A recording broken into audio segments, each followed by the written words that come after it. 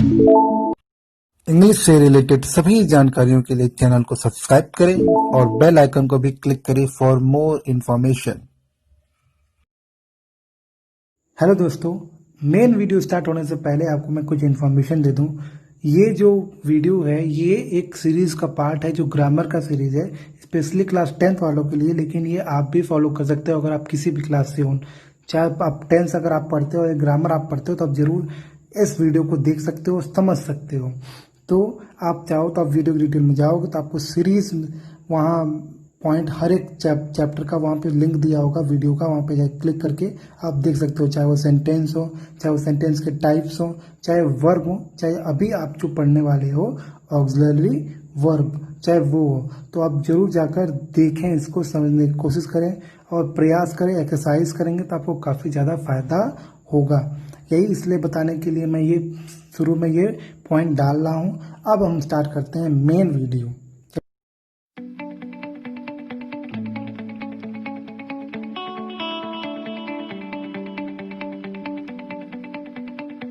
दोस्तों, तो ये है वीडियो फोर्थ चैप्टर, यानी कि जो ग्रामर का सीरीज उसका ये फोर्थ चैप्टर है। और चैप्टर का क्या नाम है? Primary auxiliaries. आपका जो बोर्ड एग्जाम होता है, बोर्ड एग्जाम में डायरेक्ट प्राइमरी ऑक्सिलरीज जो क्वेश्चन बी हैव डू से आते हैं वो 1 नंबर के आते हैं या आधे नंबर के।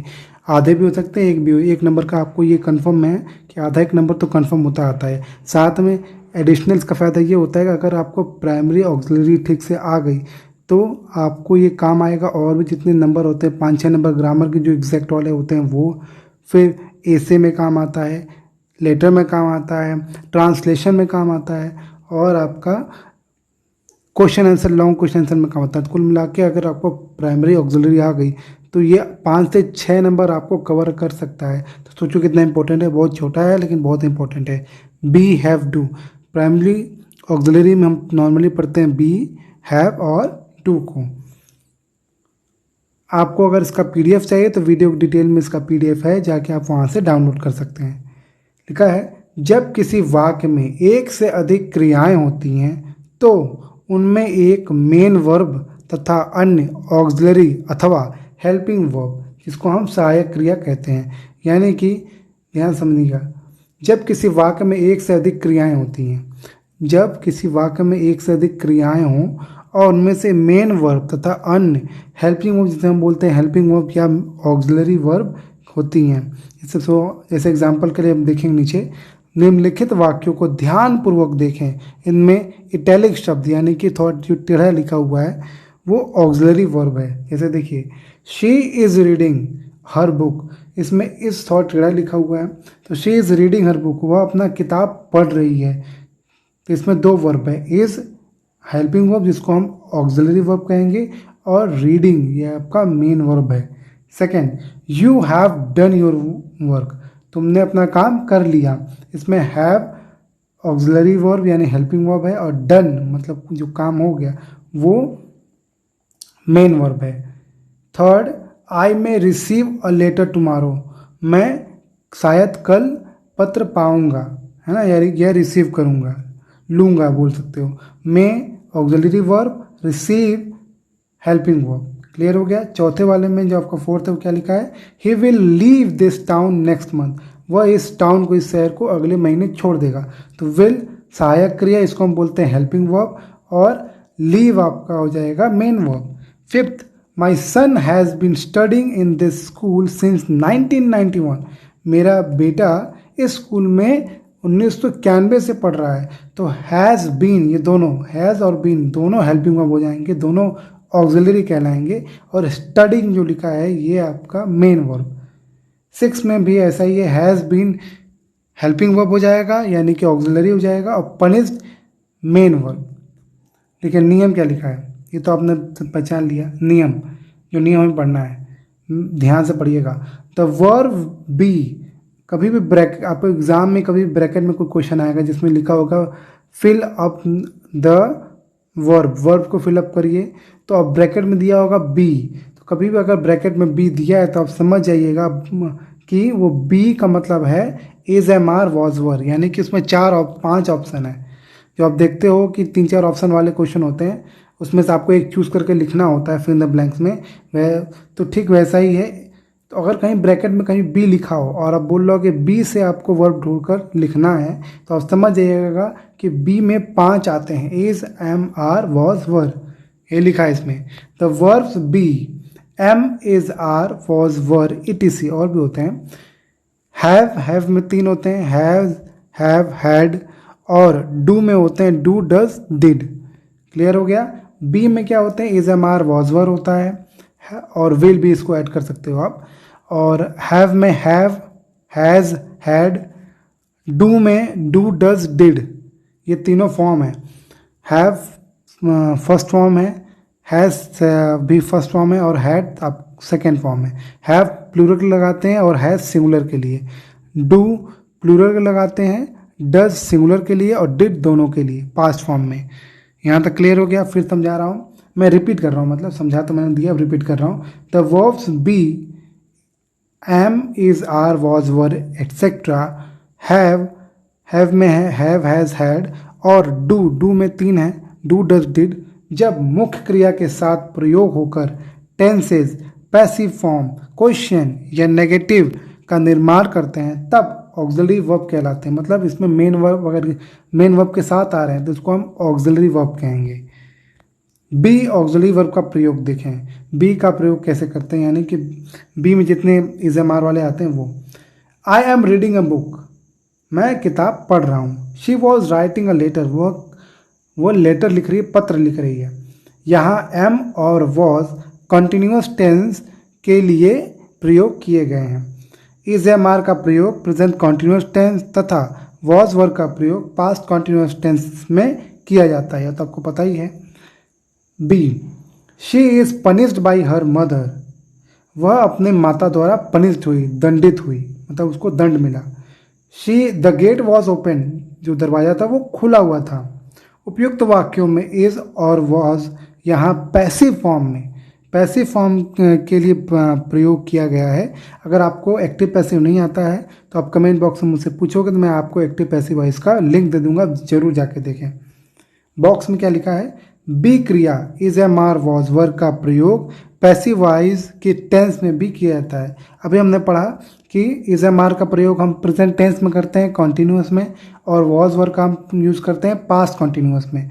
बी में पॉइंट में क्या लिखा है कि is, am, are, was verb वाला ये जो होता है इसको हम पैसिव वॉइस में भी यूज़ कर सकते हैं। सोचो कितना इंपॉर्टेंट है ये पैसिव वॉइस। अगर आप पढ़ते हो पैसिव वॉइस से क्वेश्चन भी आता है, तो ये is, am, are, was verb कितना इंपॉर्टेंट है, कितना आपको वहाँ पे काम देगा। See, you are to write your name at the top of the sheet, इसका मतलब क्या है, तुम्हें अपना नाम, शीट मतलब होता है नॉर्मली कोई फॉर्म है, तो उस फॉर्म के टॉप पर तुम्हें लिखना है, उस शीट के टॉप पर तुम्हें अपना नाम लिखना है। ये पहला सेंटेंस का मतलब है। दूसरा, ही सेज दैट, वह कहता है, you are to go to your house at once, वह कहता है कि तुम्हें जाना है, कहाँ जाना है, तुम्हें जाना है तुम्हारे घर एक बार। तो पहले वाले में क्या बोलता है, तुम्हें लिखना है तुम्हारा नाम शीट पर। सेकेंड वाले में बोलता है तुम्हें, वह कहता है कि, पहले के 3 वर्ड के मतलब ये है, ही सेज दैट मतलब वह कहता है कि, फिर आगे जो लिखा है you are to go to your house at once, तुम्हें तुम्हारे घर जाना है एक बार। उपयुक्त दोनों वाक्यों में आर का प्रयोग आदेश निर्देशित करने के लिए किया गया है। क्लियर हो गया, आदेश दिखाने के लिए। सी का ही सेकेंड पॉइंट है, योजना बनाने के लिए भी प्रयोग होता है किसका, इज, एम, आर का। जैसे the show is to start at 7 PM, जो शो है, जो भी कोई प्रोग्राम है वो 7 बजे स्टार्ट होगा। यहाँ भी आप देख लो, शो क्या है, सिंगुलर है, इसलिए यहाँ पे इज यूज हुआ है। यू के साथ आर यूज होता है, आपको पता ही है। इज किसके साथ यूज होता है, कोई सिंगुलर चीज़ हो उसके लिए, कोई एक वचन हो उसके लिए इज यूज करते हैं। आर किसके लिए यूज करते हैं, कोई बहुवचन हो या यू हो तब हम उसका आर का यूज़ करते हैं। एम का यूज़ करते हैं केवल आई के लिए। वॉज का यूज़ करते हैं किसी सिंगुलर चीज़ के लिए, और वर का यूज़ करते हैं किसी प्लूरल चीज़ के लिए। हाँ, क्लियर हो गया। और कभी भी आपको ये दिखे आई वर दिख जाए, जैसे आई वर अ प्राइम मिनिस्टर, तो आप समझ जाओ ये जो सेंटेंस है ये सेंटेंस कल्पना कर रहा है, WERE को वेयर नहीं पढ़ते हैं, वर पढ़ते हैं। क्या पढ़ते हैं? वर पढ़ते हैं। सी का हम थर्ड पॉइंट देख रहे हैं, बी अबाउट इन्फिनेटिव। अगर आपने ठीक से सेंटेंस का पार्ट पढ़ा है तो आपको पता होगा इन्फिनेटिव क्या होता है। किसी वर्ब में टू जुड़ जाता है तो वो नाउन बन जाता है। Two plus about plus infinitive का प्रयोग करने के लिए हम इज़-एम-आर का भी यूज़ करते हैं। जैसे he is about to go, वो लगभग जाने वाला है। B she is about to come, वो लगभग आने वाली है ना, जाने वाला आने वाली। ठीक, फिर क्या लिखा है इसके बाद? सेकंड जो लिखा है, पहला हमने मेन पढ़ लिया बी वाला, अब हम पढ़ रहे हैं हैज़, हैव वाला। हैव में 3 होते हैं, हैज़, हैव, हैड का प्रयोग परफेक्ट टेंसेस के प्रयोग के लिए किया जाता है। आपको पता होगा प्रेजेंट परफेक्ट टेंस में क्या क्या आता है हेल्पिंग वर्ब में? हैज़ या हैव। पास्ट परफेक्ट टेंस में क्या आता है? हैड आता है। फ्यूचर परफेक्ट टेंस में क्या आता है? विल के साथ हैव आता है। तो आपको पता है, यही इसमें लिखा है कि परफेक्ट टेंस में हैज़, हैव, हैड का यूज़ करते हैं। पहला point, he has written a letter, उसने पत्र लिखा है। इसमें हैज़ हेल्पिंग वर्ब के लिए यूज हो रहा है, जो प्रेजेंट परफेक्ट टेंस के लिए होता है। You have been working since morning, ये प्रेजेंट परफेक्ट कंटिन्यूस टेंस के लिए भी इसका हम यूज़ करते हैं, जब हम इसको क्या कंटिन्यूस मानते हैं समय के साथ। तुम सुबह से काम कर रहे हो। Third, Mohan had done his work, Mohan ने अपना काम कर लिया है, ये पास्ट परफेक्ट टेंस है। चौथा, दे विल हैव गॉन, वे लोग चले गए होंगे, तो ये फ्यूचर है क्योंकि यहाँ विल लगा हुआ है। हैड है तो ये पास्ट टेंस है, पास्ट परफेक्ट। हैव के साथ बीन यूज हुआ है, सेकंड वाला बता रहा हूँ, हैव के साथ बीन यूज हुआ है तो ये प्रेजेंट परफेक्ट कंटिन्यूस टेंस का पहचान है। और हैज़ के साथ कोई फॉर्म नहीं है, डायरेक्ट वर्ब का थर्ड फॉर्म है, तो आप समझ जाइए कि ये प्रेजेंट परफेक्ट टेंस है। थर्ड, हैड टू का प्रयोग निम्नलिखित अर्थों में किया जाता है। I had to go there by 6 o'clock, मुझे वहाँ जाना था 6 बजे, मतलब ये फिक्स था, मुझे जाना ही था, मैं इसे जिसे लेट नहीं कर सकता था, मुझे जाना ही था। हैड टू का प्रयोग हम कब करते हैं? जब कंडीशन एक तरीके से आपकी मजबूरी हो, आपको जाना ही जाना है, तब हम हैड टू का यूज़ करते हैं। He had to complete the work himself, उसे अपने खुद से उसे अपना काम करना था, कोई और नहीं कर सकता था, उसे खुद अपना काम करना था। क्लियर हो गया? पास्ट में कोई काम अगर आपको करना ही था तब आप हैड टू का यूज़ करते हो, और उसके साथ आप जो काम आप करना था आप वो लगाते। जैसे हैड टू गो, जाना था, तो वो टू के बाद गो आ गया। हैड टू कंप्लीट, पूरा करना था, तो टू के बाद कंप्लीट आ गया। फोर्थ पॉइंट, इस प्रकार हैव टू और हैज़ टू का भी प्रयोग होता है। ठीक वैसे ही है, हैज़ टू का प्रयोग करते हैं सिंगुलर के लिए, सिंगुलर सब्जेक्ट के लिए, और हैव टू का प्रयोग करते हैं प्लूरल सब्जेक्ट के लिए और आई सब्जेक्ट के लिए। समझ में आया? आई हैव टू गो, मुझे जाना पड़ेगा, ठीक है। यू हैव टू गो, तुम्हें जाना पड़ेगा। दे हैव टू गो, उन्हें जाना पड़ेगा।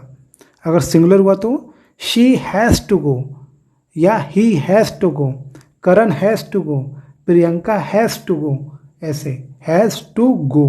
क्लियर हो रहा है? पहला point, he has to be there by 10 o'clock, उसे वहाँ होना होगा 10 बजे तक, उसे 10 बजे तक वहाँ होना होगा, ये कंपलसरी, उसे वहाँ जाना होगा एक तरीके से। Second, you have to be there by 9 o'clock, तुम्हें वहाँ होना होगा 9 बजे तक। तो देखिए टू के बाद क्या है? होना। होना के लिए हम क्या लगाते हैं? कोई चीज़ अगर आपके पास होना हो, मतलब जैसे मुझे होना चाहिए, तो बी का यूज़ करते हैं इंग्लिश में। तो यहाँ आप देख लो टू के बाद बी यूज हुआ दोनों में, क्योंकि यहाँ होने का सेंस आ रहा है कि तुम्हें वहाँ होना चाहिए। क्लियर हो गया? पांचवा point, the auxiliary do, does और डिड का प्रयोग नेगेटिव फॉर्म या इंटरोगेटिव फॉर्म बनाने के लिए किया जाता है। आपको पता है जितने नेगेटिव फॉर्म आते हैं प्रेजेंट और पास्ट में, सब में डू, डज या डिड लगता है। डिड पास्ट में लगता है, प्रेजेंट टेंस में डू या डज लगता है। किस में लगता है? वो भी इंडेफिनिट टेंस में, याद है ना? प्रेजेंट इंडेफिनिट में डू या डज लगता है नेगेटिव और इंटरोगेटिव के लिए, और पास्ट टेंस में नेगेटिव और इंटरोगेटिव के लिए डिड का यूज़ करते हैं। डू किसके लिए लगाते हैं? किस सब्जेक्ट के लिए? आई के साथ, और प्लूरल सब्जेक्ट के साथ डू लगाते हैं। क्यों लगाते हैं? क्योंकि आई और जो ये और प्लूरल सब्जेक्ट होते हैं वो प्लूरल होते हैं, इसलिए उनको क्या करने के लिए प्लूरल हमने पढ़ा था, प्लूरल सब्जेक्ट के साथ प्लूरल वर्ब का प्रयोग करते हैं, इसीलिए प्लूरल अगर यू है तो हमको उसके साथ डू यूज़ करना होगा। और डज क्या है, सिंगुलर वर्ब हो जाता है, पता है ना।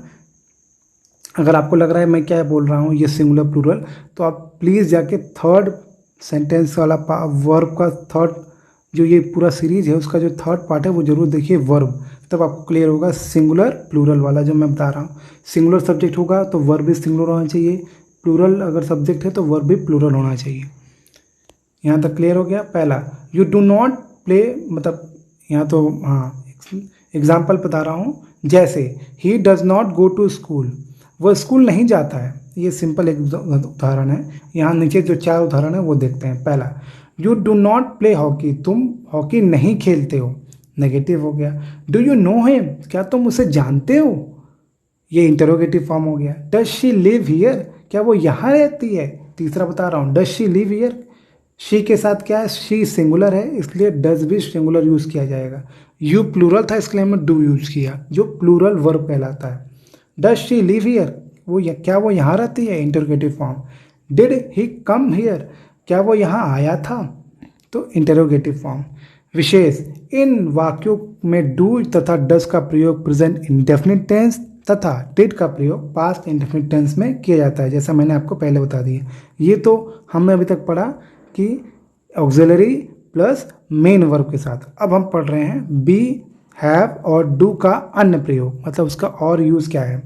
बी, हैव, डू का मुख्य, बी ध्यान दीजिएगा, बी में इज, एम, आर, वॉज, वर आ गया, हैव में तीनों आ गए, हैज़, हैव और हैड। डू में भी तीनों आ गए, do, does, did.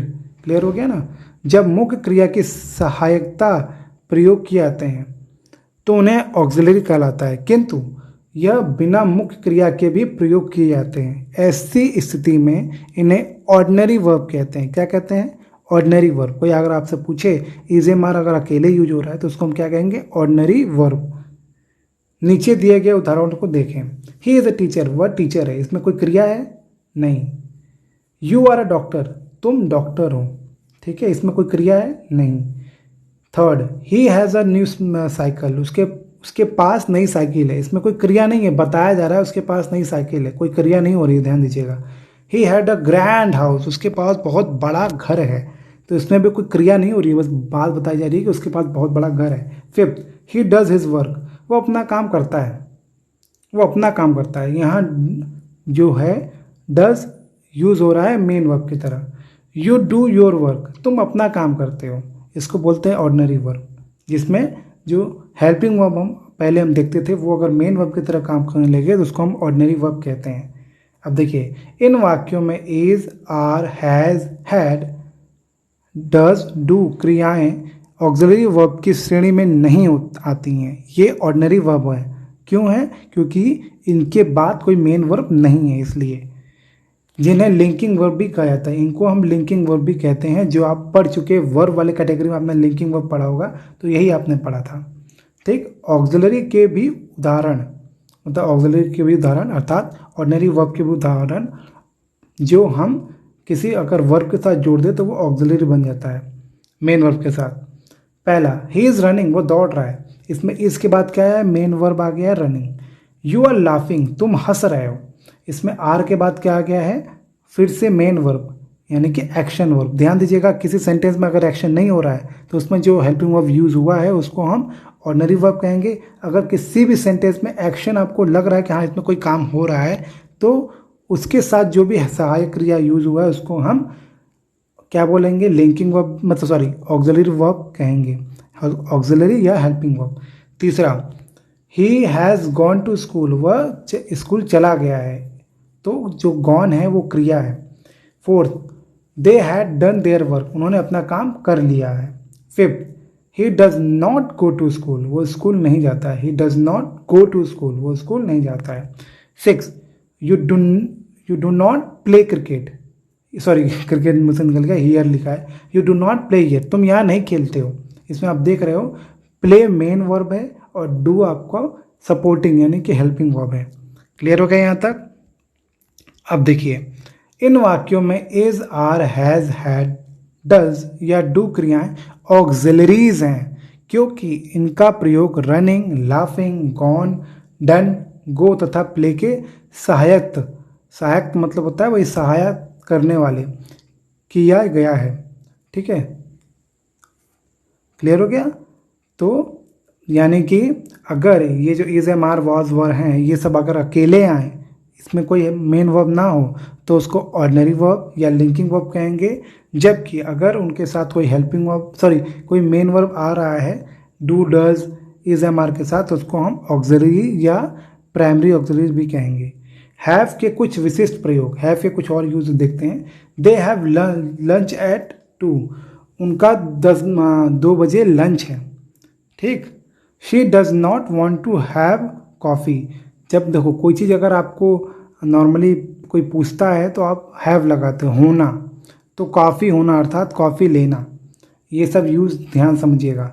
They are having a party a day after tomorrow, वो लोग कर रहे हैं तो या हो रहा है, मतलब वे लोग क्या कर रहे हैं, पार्टी करवा रहे हैं अर्थात कर रहे हैं, तो यहाँ हैविंग लग गया है। क्लियर है, ये स्पेशल यूज़ है, इंग्लिश में इसको हैविंग यूज़ करते हैं, तो ये आपको बता दे रहा हूँ मैं। कभी मौका मिलेगा तो मैं हैव का अलग से ही यूज़ बता दूंगा जिसमें ये पूरा पॉइंट आएगा।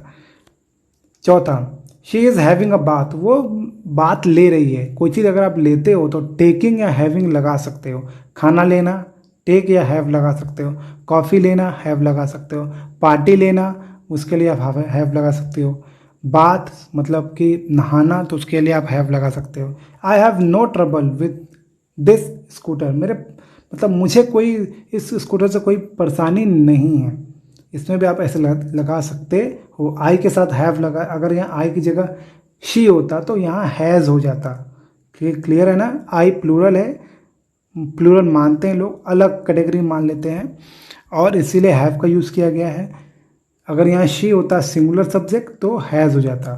6, they had a nice holiday yesterday, उनका बहुत अच्छा छुट्टी बीता या हुआ, तो उसके लिए भी, होने के लिए भी हम हैड का या हैव का प्रयोग कर सकते हैं। 7, my mother is having many people to dinner at night, मेरी माँ ने काफ़ी सारे लोगों को रात को बुलाया है डिनर पर, मतलब खाने बुलाया है। तो आप हैव का यूज़ अलग अलग ऐसे भी कर सकते हैं। कोई दिक्कत अगर आपको हैव वाले में हो रही है तो आप कमेंट बॉक्स में क्वेश्चन पूछ सकते हैं। अब हम चलते हैं एक्सरसाइज की बात करते हैं। Fill in the blanks with the correct form of the auxiliary verb given in the bracket in the following sentences. देखो मैं यही कर रहा था, has, have, is am are ये सब आता है। कभी कभी बी डायरेक्ट, यहाँ जो कॉमा लिखा है यहाँ डायरेक्ट बी लिखा होगा, इज एम आर नहीं लिखा होगा। ठीक, तब आपको दिमाग लगाना होगा कि is am are was were be में होता है। और हैव अगर लिखा है इसका मतलब ये नहीं केवल हैव, उसमें हैड भी आ जाएगा और बाकी सब भी आ जाएंगे, हैज़ भी आ जाएगा। मतलब पहला मैं आपको 2 यूज बता दे रहा हूँ। शी मस्ट, शी सिंगुलर है तो उसके साथ क्या लगेगा, हैज़ या हैव, हैज़ लगेगा क्योंकि हैज़ सिंगुलर होता है और have plural. She must has received the marksheet by now, by now मतलब अभी, तो अभी वो जरूर वो अभी मार्कशीट पा गई होगी, तो यहाँ हैज़ लगेगा पहले वाले में। दूसरा, यू प्लूरल है, यू के साथ क्या लगेगा, not go to school today, तुम आज स्कूल नहीं गए थे, यही होगा ना। देखो ध्यान समझो, उसकी हिंदी क्या तुम होगा, तुम यार स्कूल नहीं जाते, आज स्कूल नहीं जाते तो कोई सेंटेंस होता ही नहीं है। तुम आज स्कूल नहीं गए थे ये सेंटेंस हो सकता है, या तुम आज स्कूल नहीं गए, दोनों हो सकता है। तो you have not go to school या you did not go to school, बताइए क्या होगा, तुम आज स्कूल नहीं गए थे या तुम आज स्कूल नहीं गए, तो नहीं गए थे होगा, यानी कि हैव लगेगा। You have not go to school today, तुम आज स्कूल नहीं गए थे, कन्फ्यूजन होगा डिड या हैव में। तो आप सोचो कोई बच्चा स्कूल नहीं गया, फिर पापा आते हैं रात को पूछते हैं क्या तुम स्कूल नहीं गए थे, यानी कि जो वो काम है, ना जाने काम है, वो बहुत पहले पूरा हो चुका है, वो सुबह नहीं गया था, तो पापा रात को पूछ रहे हैं, तो कितना अंतर है ना। अगर यही पापा तुरंत पूछते हैं, जैसे कि आप छुट्टी ले लिया, आप नहीं जा रहे हो, पापा तुरंत पूछते हैं आपसे, अरे बेटा तुम आज स्कूल नहीं गए, तब डिड लगाएंगे। लेकिन अगर यही पापा रात को पूछ रहे हैं, जो समय है, क्रिया का समय है, वो काफ़ी समय हो गया है, तो हम हैव लगाएंगे। You have not go to school today, तो यहाँ हैव लगेगा। समझ में आ गया? पहला एक्सरसाइज आपको ऐसे ही पूरा एक्सरसाइज करना है। अगर ये एक्सरसाइज हो जा रहा है तो मेरे ईमेल आईडी पे या मेरे व्हाट्सएप पे ज़रूर इसको सेंड करिए एक्सरसाइज। कोई दिक्कत डाउट भी हो तो आप उसको फ़ोटो क्लिक करके भी मुझसे पूछ सकते हो, या आप नंबर बोलकर वो क्वेश्चन लिख कर ही पूछ सकते हो। Exercise number 2, fill in the blanks with the correct form of auxiliary verb given in the bracket। देखिए मैं यही करता, हैव लिखा है तो हैव में तीनों आते हैं, बी हैज़, हैव, हैड, तीनों आते हैं। तो आपको शूट करना है कौन सा सही बैठेगा। When I dash entered the room, the teacher started teaching। तो यहाँ क्या क्या होगा, जब मैं, देखो सेकंड, ये थोड़ा कंफ्यूजन वाला होगा अगर आपने ठीक से सेंटेंस नहीं पढ़ा होगा। तो देखिए मैं इसको हिंदी समझूँ, जब मैं कमरे में पहुँचा टीचर पढ़ाना स्टार्ट कर दी, यानी कि पास्ट की बात कर रहा है। तो हैव, हैड, हैज़, हैव और हैज़ कब लगता है, या तो प्रेजेंट में लगता है तो फ्यूचर में हैव लगता है, हैज़ नहीं लगता।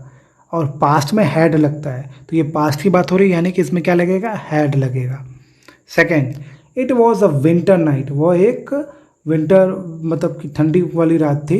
वी, अब बी की जगह क्या है, देखो वी क्या है, प्लूरल है, तो वी के साथ हम क्या लगाएंगे, या तो आर लगाएंगे या तो वर लगाएंगे, है ना, यही ना, क्योंकि ये पुरानी बात कर रहा है तो यानी कि पास्ट की बात कर रहा है, अर्थात वर लगाएंगे। We were sitting round the fire, हम लोग आग के चारों ओर बैठे थे। ऐसे आपको ये सब भी एक्सरसाइज पूरा करना है। तीसरा exercise, my mother dash कुक्स food, मेरी माँ खाना पकाती हैं। तो इसमें डज, हैज़, इज़ क्या लगेगा, माँ सिंगुलर है तो यहाँ इज़ लगेगा, यहाँ आपको यहाँ लिखा हुआ साफ साफ है। Second, she dash not read this book yet, उसने अभी तक ये बुक नहीं पढ़ी है। ठीक है, तो ये परफेक्ट टेंस यानी कि हैज़ लगेगा। He dash not tell a lie, वो झूठ नहीं बोलता है। तो ये प्रैक्टिस की बात है। ता है, ती है, तो आपको पता होगा डू या डस लगता है, तो आप यहाँ डस लगा सकते हो। क्योंकि ही सिंगुलर, इसलिए हम डस लगाएंगे, क्योंकि डस भी सिंगुलर है। तो हमने पढ़ा है कि सब्जेक्ट अगर सिंगुलर हो तो हम वर्ब भी सिंगुलर यूज़ करते हैं। Study the example and fill in the blank with the correct form of auxiliary verb given in the bracket in the following sentences. जो यहाँ पूरे सेंटेंस दिए हैं अलग अलग, आपको इसको फिलअप करना है। तो मैं पहला 2 बता दे रहा हूँ। I dash done my work, मैंने अपना काम कर लिया, यही होगा ना।